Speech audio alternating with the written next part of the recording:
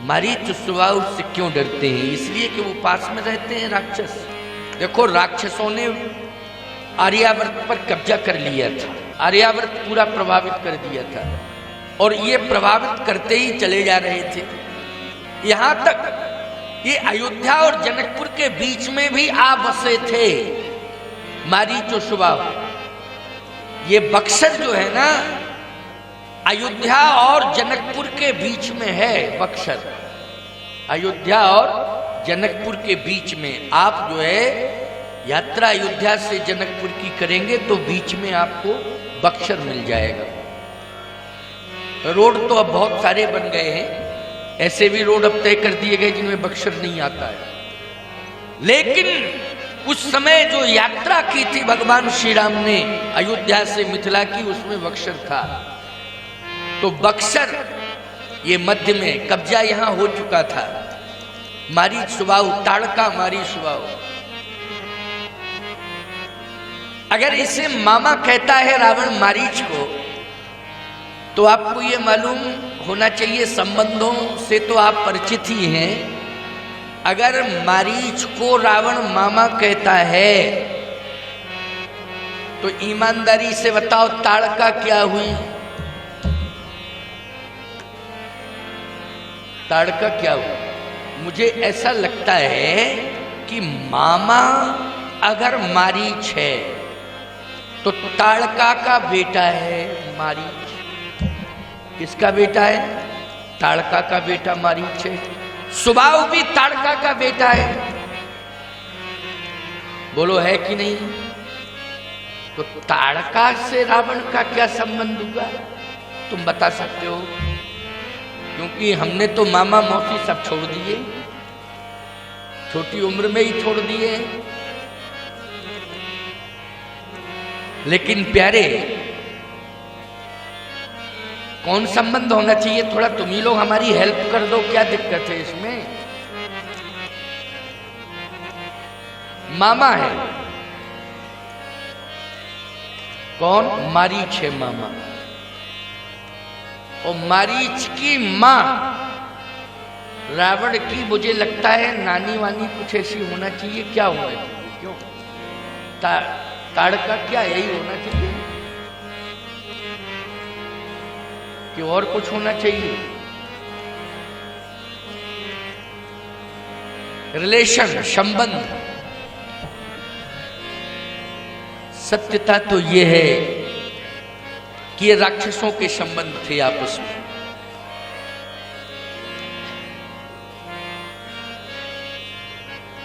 मारीच ने, स्वभाव ने केवल टारगेट बनाया था विश्वामित्र जी को।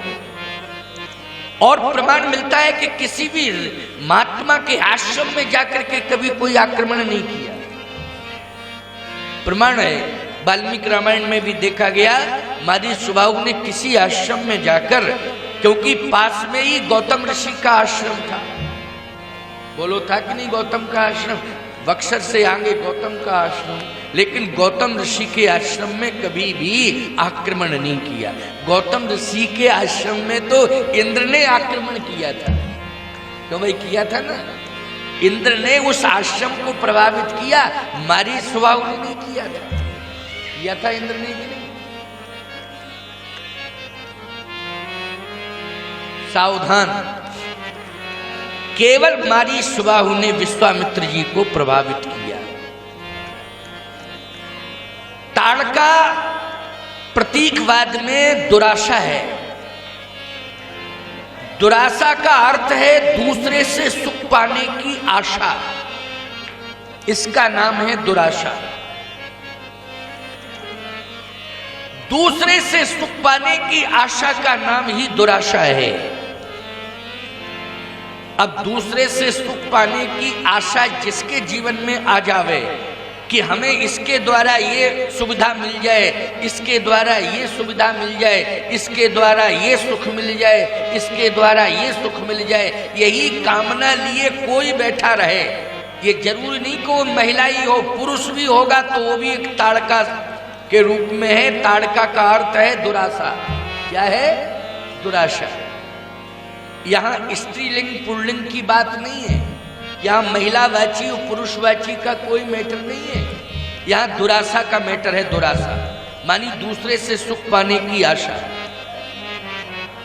ये राक्षसी प्रवृत्ति है, सीधी सी बात। दूसरे से सुख पाने की आशा रखना ये क्या है? राक्षसी प्रवृत्ति। आप असमर्थ हैं, आप नहीं कर पा रहे हैं, मजबूरी है, तो भले ही आप आशा रख सकते हैं, लेकिन आप जब स्वयं सक्षम हैं तो आप दूसरे से सुख पाने की आशा क्यों रख रहे हैं?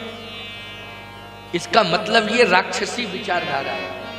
बोलो है कि नहीं? ये राक्षसी विचारधारा है। चाहे स्त्री की विचारधारा हो, चाहे पुरुष की विचारधारा हो, किसी की भी हो, ये राक्षसी विचारधारा है। आज बहुत से लोग हैं जो शरीर से स्वस्थ हैं, लेकिन फिर भी अपना ही काम अपने हाथों से नहीं करना चाहते। शरीर से स्वस्थ हैं, लेकिन अपना काम अपने हाथ से नहीं करना चाहते। दूसरे की तो बात छोड़ो, अपना ही काम नहीं कर रहे अपने हाथ से। मैंने तो देखा है, मैंने देखा है अपने हाथ से स्वयं दूसरों को क्या पिलाएंगे? पानी। अपने हाथ से अपना पानी नहीं, गिलास उठा के पानी नहीं पी पा रहे कि हाथ में गिलास ले ले पानी पी ले, अपने हाथ से नहीं पी रहे, दूसरे से आशा रख रहे हैं। प्यासे बैठे हैं, स्वस्थ हैं, एक गिलास पानी लाओ, हमारी कोई सुनता नहीं है। अरे तुम ही हमारे लिए पानी लाओ, हमारी कोई सुनता नहीं है। अरे तो तुम जा नहीं सकते हो क्या? पानी पी नहीं सकते हो? कहे महाराज अपने आप हमने अगर पानी पी लिया उठा के तो फिर हम नहीं रहेंगे, हमको कोई पिलावे, ये हमारी शान है। हमने कहा बस इसलिए तुम परेशान, क्योंकि तुम अपना काम अपने हाथ से नहीं कर सकते हो, ये तुम्हारी शान है, इसलिए तुम परेशान। क्यों? अर्थ निकल आया कि नहीं निकल आया? क्योंकि शान में बैठे हो ना, और यदि शान से परे हो जाओ, क्यों? शान से अगर परे हो जाओ तो परेशान कभी रहोगे नहीं, और शान में बैठे रहोगे तो हमेशा परेशान रहोगे। इसलिए शान का त्याग करो। यहां विश्वामित्र जी के भाव में एक विचार है। क्या विचार है? और वो विचार यही है कि हमारी शान, हमारी शान, हमारे जैसी शान किसी की नहीं है। हम जब भी यज्ञ कर रहे हैं तब शान के साथ यज्ञ कर रहे हैं। अरे शान के साथ यज्ञ करोगे। वशिष्ठ और विश्वामित्र में यही अंतर है। विश्वामित्र जी शान के साथ यज्ञ करना चाहते हैं, इसलिए परेशान हैं, और वशिष्ठ जी शान से परे हैं, इसलिए उनका यज्ञ जो है परमात्मा स्वयं प्रकट होकर के यज्ञ को सफल कराता है, स्वयं प्रकट होकर के वशिष्ठ जी के यज्ञ। इसलिए मैं कहता हूं कि हमेशा शान से परे हो जाओ। और शान क्या है? देखो आप, शान यही तो शान है। विश्वामित्र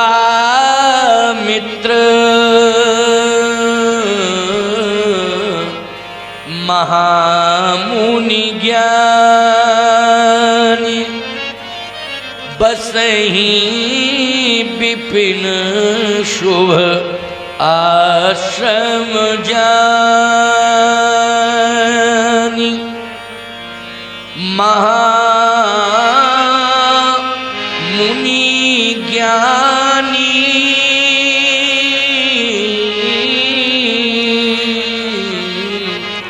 महामुनि ज्ञानी, बसहि विपिन शुभ आश्रम जानी। महामुनि ज्ञानी, अरे मुनि बनना ही पर्याप्त है, लेकिन इसमें महा लगना चाहिए। क्या लगना चाहिए? महा लगना चाहिए। एक बात आपको बताएं, महा शब्द केवल एक में लगा है। जो महान है, इसके बाद महान, महान कौन है? एको ब्रह्म द्वितीयो नास्ति, ब्रह्म के अलावा कौन महान हो सकता है? बोलो, ब्रह्म से ज्यादा कोई महान है? इतना महान है वो, इतना महान है कि वो क्षमा ही क्षमा कर रहा है। सामर्थ्यवान होने के, असमर्थ व्यक्ति कहे हम क्षमा कर रहे तो नहीं माना जाएगा, लेकिन सामर्थ्यवान व्यक्ति अगर क्षमा करता है तो बोलो वो महान है कि नहीं? और परमात्मा से महान कौन है? जो क्षमा कर रहा है, कोई दूसरा नहीं है। इंसान के रूप में कोई सम्मान पा रहा है, लेकिन कभी ना कभी वो क्रोध में आकर के कुछ ना कुछ कह ही देगा, कह देगा, वो निश्चित रूप से कह देगा। धैर्य टूट जाएगा उसका, पहचान हो जाएगी कि ये इंसान है। लेकिन वो परमात्मा तो इतना महान है कि सब कुछ सुन रहा है, सह रहा है, और कहता है कि अभी भी सुधर जाओ, हम तुम्हें कई बार मौका दे रहे हैं। जैसे एक उदाहरण तो भगवान कृष्ण का ही मिलता है? कौन था वो? शिशुपाल था जो गालियां बक रहा था। कौन दे रहा था? शिशुपाल ही तो था जो गालियां बकता था भगवान को। भगवान ने कहा दो दो भाई दो, हम सुन रहे हैं, सह रहे हैं, लेकिन इसकी भी एक सीमा है। वो सीमा पार करोगे तो अपने आप तुम्हें सजा मिल जाएगी, और तुम्हारा कर्म ही तुम्हें सजा दिला देगा। लेकिन भगवान ने बहुत सहा, रामा अवतार में राम जी ने बहुत सहा। बोलो सहा कि नहीं सहा?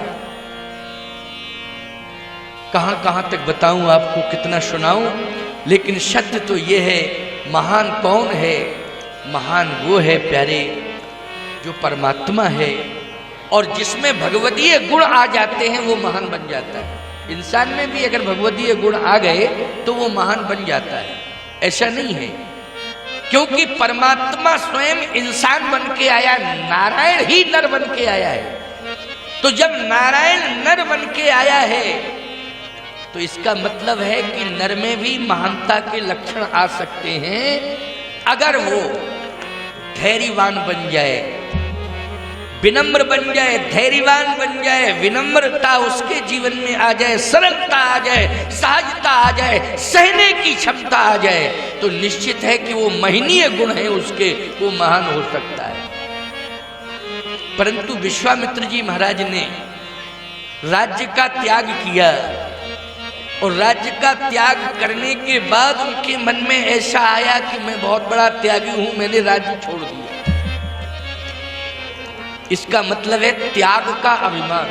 त्याग का भी एक अभिमान होता है कि मैंने ये त्याग किया, त्याग का अभिमान आया।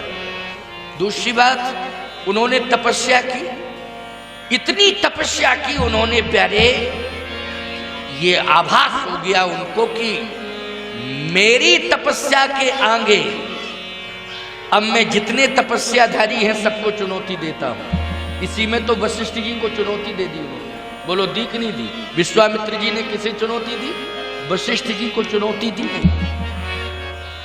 वशिष्ठ जी ने किसी भी प्रकार से कोई प्रतिकार नहीं किया। उन्होंने ब्रह्मर्षि के रूप में उन्हें स्वीकार भी नहीं किया, उनका प्रतिकार भी नहीं किया, वाणी से शब्द स्खलन नहीं किया वशिष्ठ जी। ये भी एक महनीय गुण है कि वाणी से, क्यों भाई, किसी की निंदा ना की जाए, बुराई ना की जाए, ये भी बहुत बड़ा गुण है। वशिष्ठ जी महाराज ने सब कुछ सुना, लेकिन उन्होंने कहा कि देखो मैं ब्रह्मर्षि के रूप में तो स्वीकार नहीं करूंगा, हाँ आप तपस्वी हैं, मैं तपस्वी के रूप में आपको स्वीकार करूंगा। लेकिन इतना ज्यादा तपस्या का, तप का अभिमान आया कि उन्होंने क्रोध में आकर के वशिष्ठ जी के 100 पुत्र ही भस्म कर दिए। तपस्या को बर्बाद करना है, क्यों भाई? इस तपस्या से मारी सुबाहु को फूंकना चाहिए था, जलाना चाहिए था कि वशिष्ठ के बेटों को? जब तुम्हारे अंदर इतना बड़ा तप है कि तुम्हारी क्रोधाग्नि से बड़े बड़े लोग जल सकते हैं, तो वशिष्ठ के पुत्रों को जलाने की क्या जरूरत थी? भस्म करने की क्या जरूरत थी? मारीच सुबाहु और उसकी सेना को भस्म करने की जरूरत थी? बोलो थी कि नहीं थी?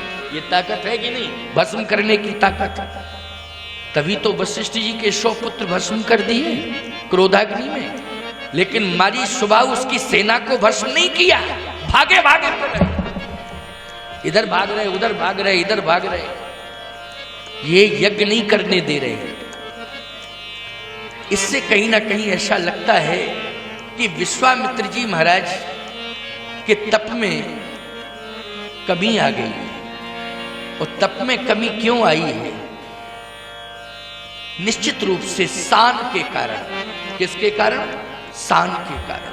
सान से सम्मान दांव पे लग गया, और जितने लोगों का सम्मान दांव पे लगा है वो सान के कारण लगा है।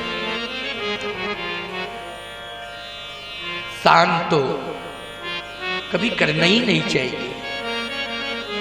हनुमान जी महाराज जैसा सामर्थ्यवान भी कहता है, एक मंद में मोह बस कुटिल हृदय अज्ञान, पुन प्रभु मोह विसारेऊ। क्यों भाई? दीन बंधु भगवान, ये भाषा किसकी है? हनुमान जी की भाषा है। उनसे बड़ा सामर्थ्यवान कौन होगा? सब कुछ प्राप्त कर लिया, अष्ट सिद्धि नवनिधि के दाता, अस्वर दीन जानकी माता, समस्त देवताओं ने अपनी अपनी शक्तियां प्रदान की हैं हनुमान जी को। बोलो की हैं कि नहीं की हैं? जब बचपन में बाल समय रे भक्ष लियो तब तीनों लोग भय अंधियारो, उस समय ईमानदारी के साथ बताओ, समस्त देवताओं ने अपनी अपनी शक्तियां हनुमान जी को प्रदान की कि नहीं की? इतना सामर्थ्यवान क्या कह रहा है? शान से वो परे। एक मंद में मोह बश कुटिल हृदय अज्ञान, कुटिल हृदय अज्ञान। अज्ञानी हूं, मंद बुद्धि वाला हूं, अज्ञानी हूं, लेकिन विश्वामित्र जी, विश्वामित्र महामुनि ज्ञानी, बसहि विपिन शुभ आश्रम जानी। अब जरा वशिष्ठ जी का बयान देखिए आप। हनुमान जी ने भगवान राम के समक्ष कहा, एक मंद में मोह बस कुटिल हृदय अज्ञान। लेकिन आप विचार करें, वशिष्ठ जी ने भरत के सामने क्या कहा, हनुमान जी महाराज ने राम जी के सामने क्या कहा, और वशिष्ठ जी ने भरत के सामने क्या कहा। अगर हनुमान जी महाराज ज्ञान नामक गृगंडम है, तो वशिष्ठ जी गुरु विवेक सागर जग जाना, जिन्हें विश्व कर वदर समाना। ये एक विवेक के समुद्र हैं। बोलो है समुद्र की नहीं? लेकिन वो भरत को देख के क्या कहते हैं? इसलिए तो मैं कहता हूं कि ज्ञान की शान से परे हो जाओ। हनुमान जी ज्ञान की शान से परे हैं, वशिष्ठ जी ज्ञान की शान से परे हैं। प्रमाण क्या है? एक मंद में मोह बस कुटिल हृदय अज्ञान, पुन प्रभु मोहि विसारेऊ, दीन बंधु भगवान। और वशिष्ठ जी भरत जी को देख के क्या कहते हैं? हे भरत, आज मैं समझ पाया हूं, और मैं एक ही बात कह रहा हूं कि तुम मुझे डूबने से बचा लो, अयोध्या को डूबने से बचाओ, पूरे समाज को डूबने से बचाओ।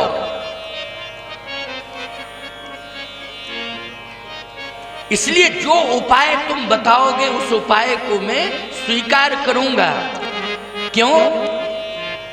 इस समय वर्तमान में मेरा विवेक काम नहीं कर रहा है।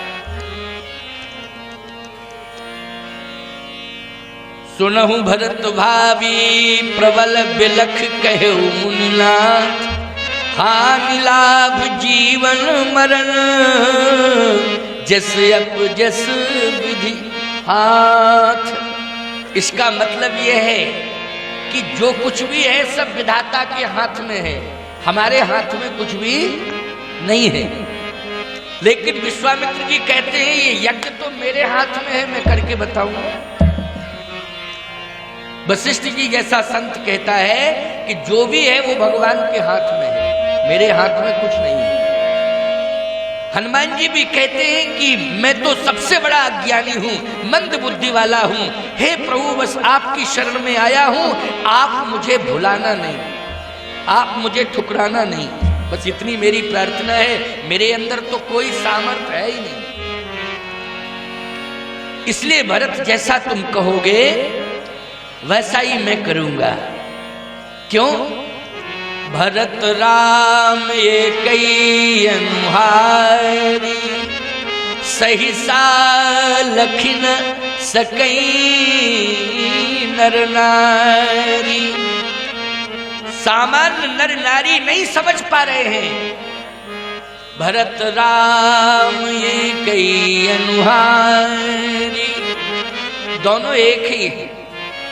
और बस सत्य तो यही है, इतना ही अंतर है क्या कि राम जी विचारों में ऊंचे हैं और भरत जी भावों में गहरे हैं। इतने गहरे हैं भावों में कि समुद्र की गहराई भी कम पड़ जाएगी। इतने ऊंचे राम जी विचारों में है कि सुमेरु पर्वत की ऊंचाई भी छोटी पड़ जाएगी। इतने विचारों में राम जी ऊंचे। लेकिन वशिष्ठ जी महाराज भरत जी से एक ही बात कहते हैं कि हे भरत इस समय तुम मुझे बचा लो, पूरी अयोध्या को बचा लो। तो भरत जी ने कहा कि एक ही उपाय है और कोई उपाय नहीं। क्या? अयोध्या को छोड़ दो। फिर कहां चले? बोले जहां प्रभु है वहां चले। अच्छा एक बात बताओ, जिस घर में हम रह रहे हैं अगर उसमें खतरा हो तो उसे छोड़ना चाहिए। और बोले बच कहां सकते हैं, अब तो बचने के लिए केवल प्रभु की शरण है, परमात्मा की शरण बस, और तो बचने का कोई उपाय नहीं है। वो परमात्मा जहां है वहां जाके ही बचा जा सकता है। तो याद रखना ये विचार किसने दिया? ये विचार वशिष्ठ जी ने नहीं दिया, ये विचार भरत जी ने दिया। अवश्य चलिए बन राम जय भरत मंत्र भल की, ओ शोक सिंधु बूढ़त सवन तुम्हें अवलंबन दीन